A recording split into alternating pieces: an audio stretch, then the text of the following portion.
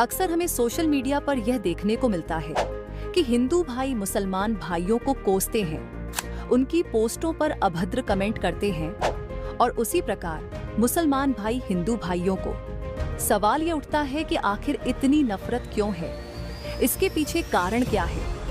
क्या हमें यह जानने की आवश्यकता नहीं है? बिल्कुल है। तो चलिए आज इसी टॉपिक पर करते हैं वीडियो की शुरुआत बिना देरी के। चाहे बात हिंदू भाइयों की हो, चाहे मुसलमान भाइयों की हो, हैं तो हम सभी इंसान और एक ही परमात्मा के बनाए हुए हैं, जिसने सारी सृष्टि की रचना की।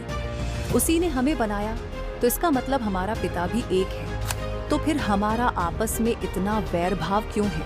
क्यों हम जरा सी बात पर एक दूसरे को मरने मारने पर उतारू हो जाते हैं, एक दूसरे के धर्म पर अभद्र टिप्पणियां करते हैं? इसका मुख्य कारण है ज्ञान की कमी, यानी आध्यात्मिक ज्ञान की कमी।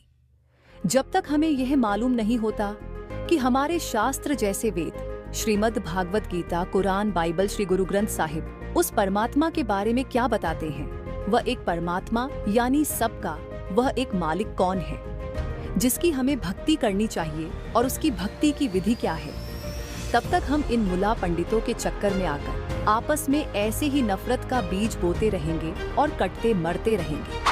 जबकि मनुष्य शरीर तो परमात्मा प्राप्ति और मोक्ष की प्राप्ति के लिए बना है, परंतु हम इसे एक दूसरे के साथ वेर भाव रखकर ऐसे ही व्यर्थ किए जा रहे हैं। कबीर साहिब जी कहते हैं, कोई कहे मेरा राम बड़ा है, कोई कहे खुदाई रे, कोई कहे हमारा ईसा मसीह बड़ा, ये बाटा रहे लगाई रे। सब अपने अपने भगवानों को बड़ा बताते हैं।